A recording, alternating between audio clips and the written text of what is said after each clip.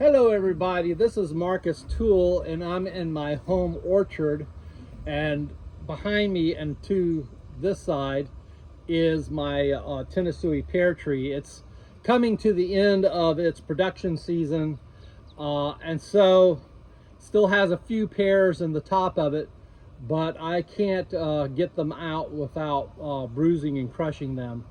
And I'm gonna actually summer prune this tree, which is what this video is really about. One thing I want to tell you about the Tennosui pear, I did an evaluation of it last year.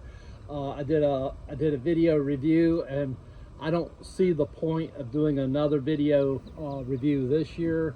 Maybe I'll do one next year, but because I don't have a whole lot new to say about the tree.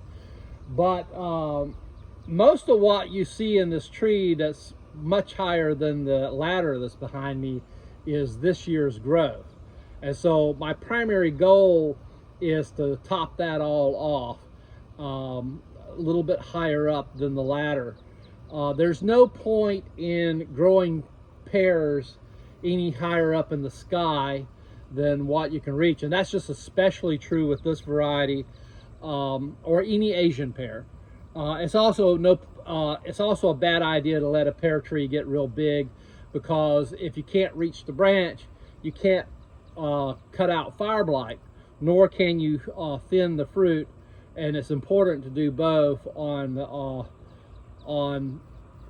any pear that's, if you want to have anything like quality, or in the case of fire blight, if you don't want a tree to get damaged, badly damaged with disease. With an Asian type pear, it's really important. This is one that was high up in the tree that I tried to pick this morning, and as you can see there, that was damage done just by the prongs of the fruit picker. You really have to pick Asian pears by hand, even though it's not a soft pear technically. I mean, they're crunchy when ripe. This pear is crunchy. It's a delicious, wonderful pear. Great crunchy texture, but it's not hard.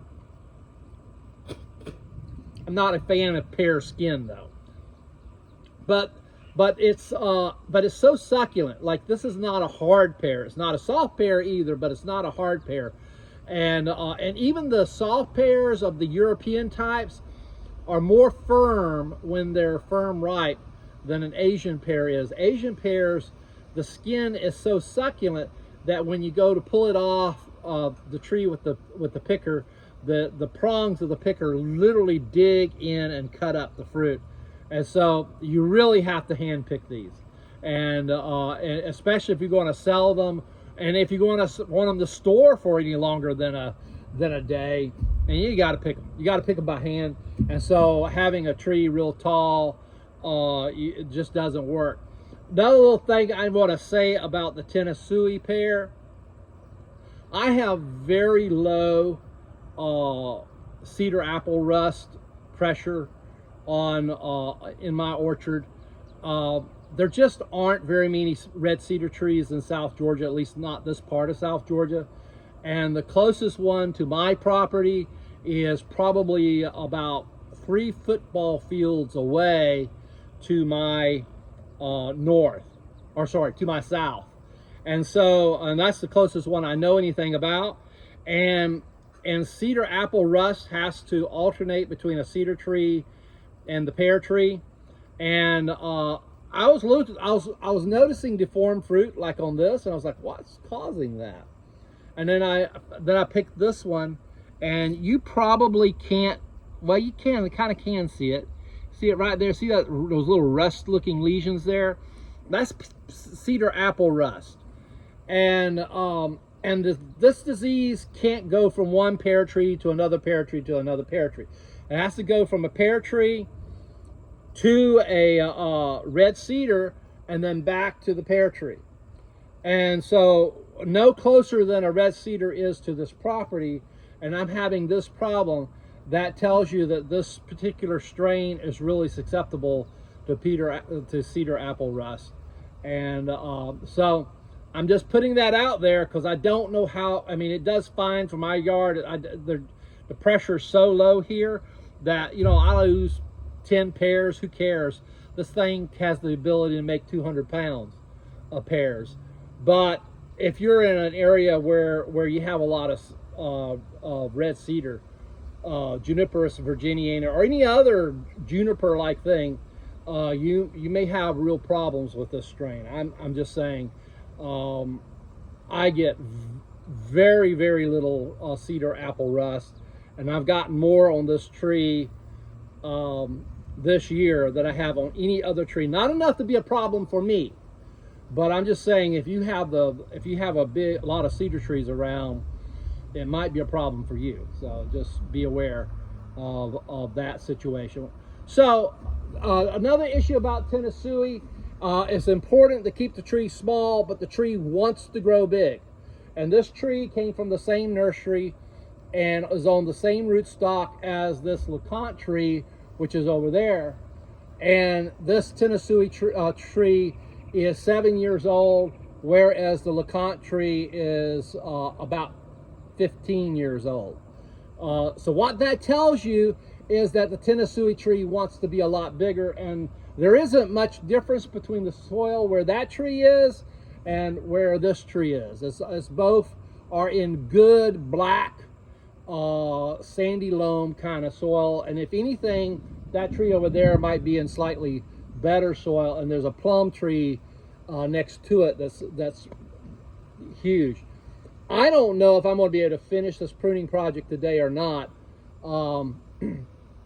Here's one of the issues of growing things like pears and plums and apples. You really can't grow apples here, and it's for this reason. You may be hearing a little bit of thunder in the distance. I mean, once you get to July, it's July 4th today.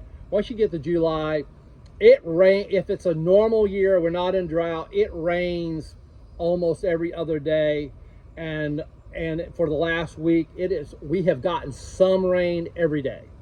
And it's only 24% chance of rain today. And I already hear thunder to my east, which tells me that the hot weather on the continent, where Georgia sits, is pulling in thunderheads off of the Atlantic Ocean. And we're probably going to get a little thunderstorm in a while. And so I may not finish this project, but we'll get enough done for you to get an idea of what I am doing. This is a tall tree, so I'm going to kind of move this up a bit so you can kind of tell. As I said, there's going to be some pears in the top of this tree. I'm going to try to harvest them so I can sell them, but I can't pick them directly. I'm going to try to harvest them using the clippers. And I'm just clipping branches that I would be clipping anyway, but we shall see what happens. All right, so main thing I'm doing is topping the tree. And most of this growth I am pruning off is this year growth.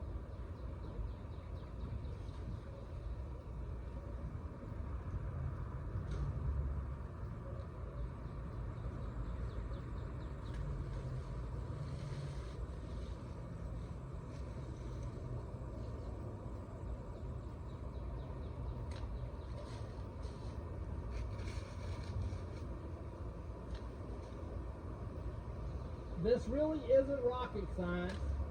My main thing, and most of the, as I said, this is all this year growth, this year's water sprouts that I'm pruning for the most part. There's some, I'm about to prune one down a little bit further because it's got pears in it, and I want to try to collect them. Yeah, I'm looking at some Cedar-Apple rust right now in this branch that I'm cutting. In the pear that's sitting in it. I'll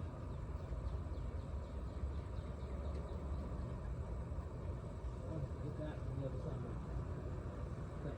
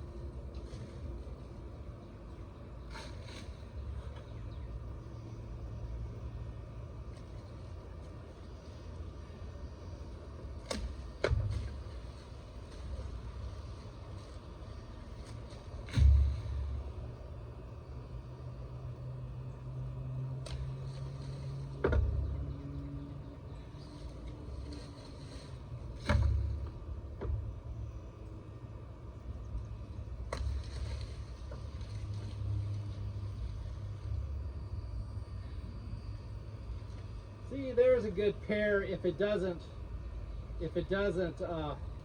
bruise on the way down. It's a much more graceful landing in that branch than it would be had it just fallen out of the tree. So I think this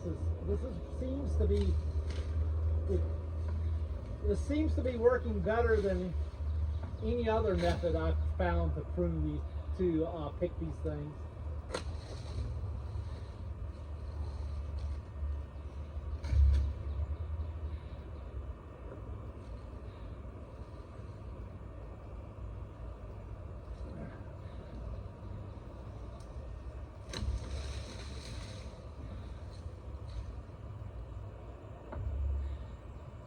All right, well I think that's all I can reach from here. You hear that thunder? In the distance? Ow.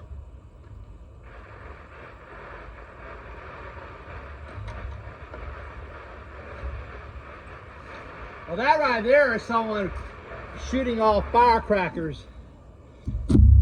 That isn't thunder.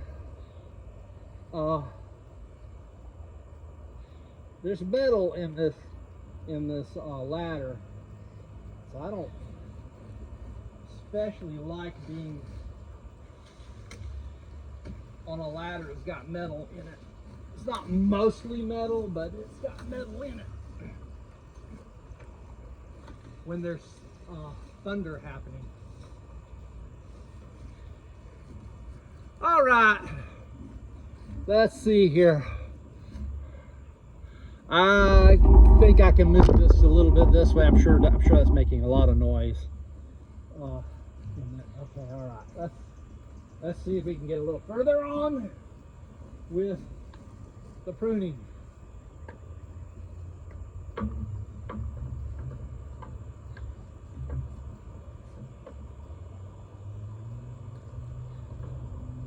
One thing I'm going to say about pruning pear trees or doing anything that involves a ladder, I do not enjoy ladders.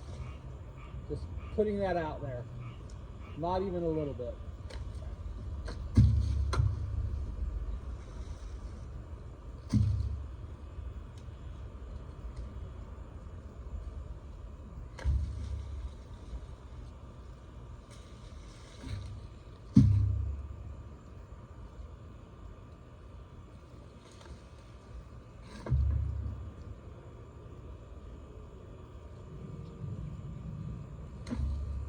I'm already beginning to see some of next year's bloom buds in this tree.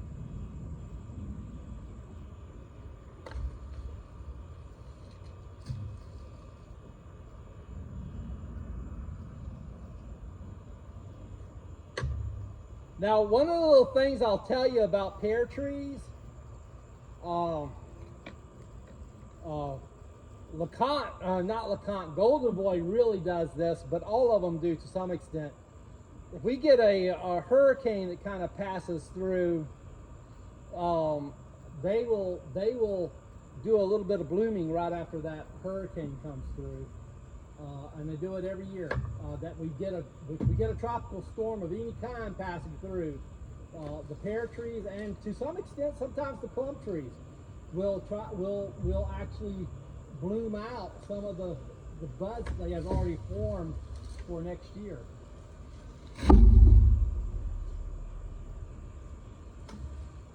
They usually don't do it bad enough for it to really hurt next year's crop. Although I had my Methley plum to completely bloom out one summer after a storm. I mean, it completely bloomed out, and I didn't get any plum trees the following year. I mean, plum fruit off of it.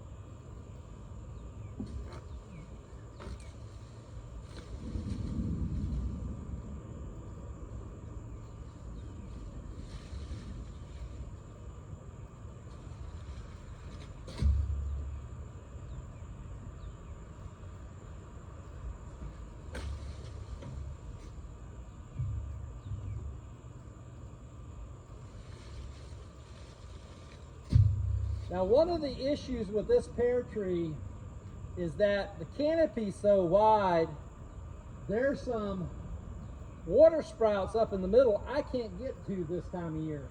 I'll have to wait until the winter pruning to get those out. There's a couple of pears. I have to move the ladder over and pick these by hand.